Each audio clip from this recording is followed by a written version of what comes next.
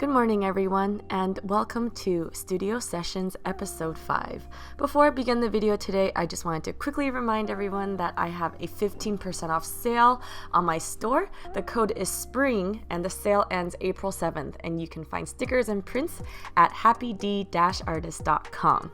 Okay, on to today's topic of discussion. As a lot of you guys know, I am a self-taught artist. I did not go to art school. I actually did go to college, but I majored in something completely different. But in college, I took a lot of art classes, as many as I could. And a lot of you guys have asked me, how do you become a self-taught artist? I know plenty of people watching this are either considering art school and maybe weighing the financial costs and benefits.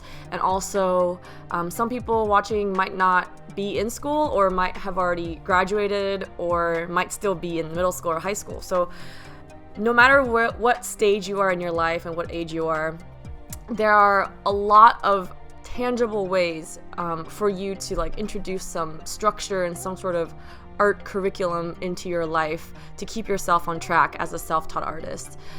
If you're serious about pursuing art as a profession, or if you're doing art as a hobby, but you seriously do want to improve your skills and do more than just casually doodle in your free time, I'm just going to share a couple of different resources that you can go to basically help you practice with purpose and truly get better as a self-taught artist. So if you're currently in school, I would suggest to take advantage of the art classes that are available to you and try as many as you can. So a lot of high schools will offer advanced art courses such as AP Art, and colleges and universities oftentimes will offer figure drawing, oil painting, digital art classes, advanced oil painting, because a lot of universities offer art as a major. And if you're not in school, you can take an affordable art class in your local community college or a local atelier, which is basically like a privately owned mini art school that's not an official art school institution, but taught by a really advanced master of painting or something like that.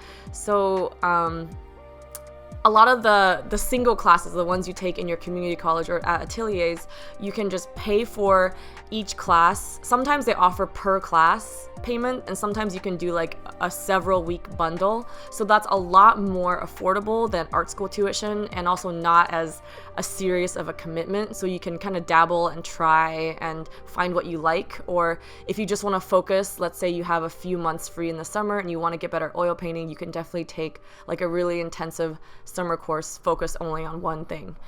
So no matter what you choose, I think if you're just starting out and you don't have the fundamentals yet, taking a class in some way, shape, or form will definitely help teach you good habits, form good habits when you're practicing your art, and teach you those fundamentals so that when you do practice, you know what you're doing, you know what your goals are, and you know how to get there. And another great resource, and probably one of my favorite resources, is the internet. So there are so many short, free painting, drawing time lapses, tutorials on YouTube.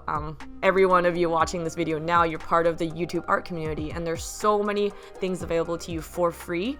But if you're interested in diving deeper and you want a more comprehensive educational experience, there are so many super affordable ways to just pay a little bit extra but still get a deep breadth of educational materials to choose from. So obviously one great example is Patreon.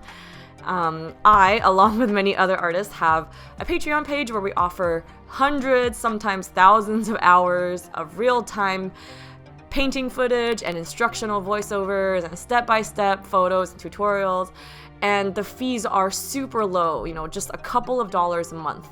And if you don't want to just, commit yourself or limit yourself to just following one or a handful of artists, there are also some really great resource libraries online where instead of just paying for one artist, you can pay a small fee to view tutorials and videos from several artists, sometimes hundreds of artists, in all types of mediums and genres.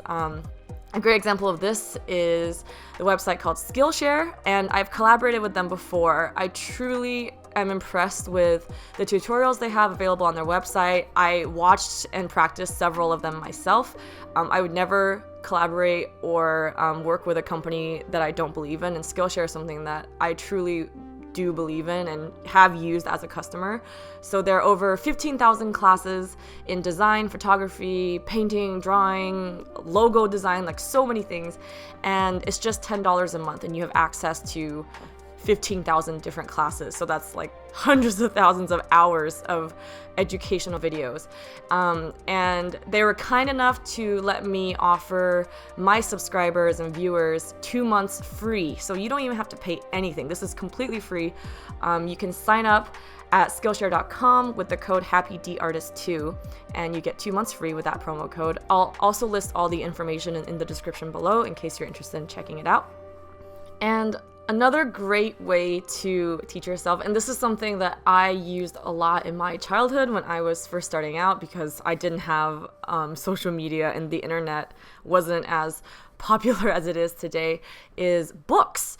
You can, if you love reading or you're just a book lover, I think learning painting and drawing from books is going to be a very seamless transition. You can definitely have free and also super cheap and affordable ways to get art educational books. So obviously your local public library, or if you're currently in school, college, high school, middle school, a lot of times your school will also have a library. And I remember when I was in middle school, my school definitely had like a small library just for us, and there were a lot of art educational books. There were even like health books that I could check out to learn about the anatomy and the human body, and also the public library. So when I got older, I would often go to the public library, and the one in San Francisco obviously was really good. Like it was super extensive and big, and you get a library card for free and you can check out as many books as you want, and you can even renew your books online, so you don't have to like take your books into a library to renew them. So there were several art books that I just kept for like several months. I forgot the names of everything I borrowed, but it was from figure drawing all the way to like, I had this book of, I think it was called like 1500 colors for paint mixing or something like that, that taught me all about mixing paint colors. If you want to buy a book to keep, there are super cheap options available on Amazon nowadays. You can either buy it new on Amazon, or you can there's like a used books option on each Amazon listing that you can find, and people will be selling their used books for way below the list price. You can also check out your local used bookstores. Used bookstores are some of my favorite places on earth, not just because you can find great educational books there, but they're just a really cool atmosphere to be a part of. Super nostalgic, and I love the smell of old books. You can also check out garage sales or yard sales or Craigslist. I actually have at least 3 books in my possession on how to oil paint plants and flowers that I still use on like a monthly basis to this day, that my mom and I had picked up in a garage sale like years ago when I was still in high school. So never underestimate the power of little thrift shopping.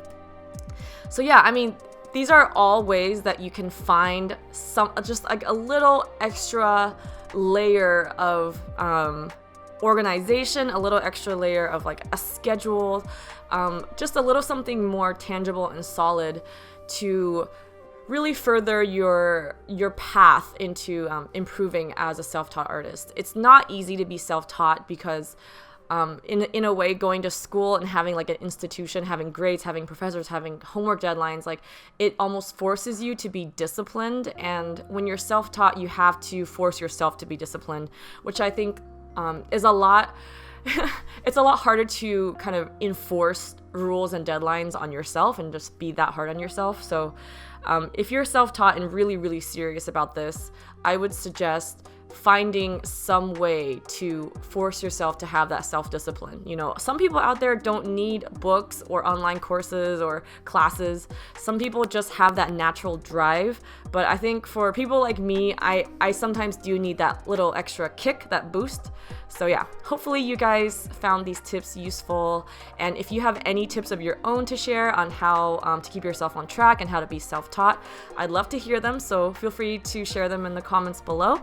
And don't forget to check out the Skillshare promo in the description below. Before I end this video, I also wanted to let you guys know I'm going to be putting up a real-time version of this drawing, so if you want a closer look at my technique, you can check that out at patreon.com/happydartist. And until next time, have a great day. Bye!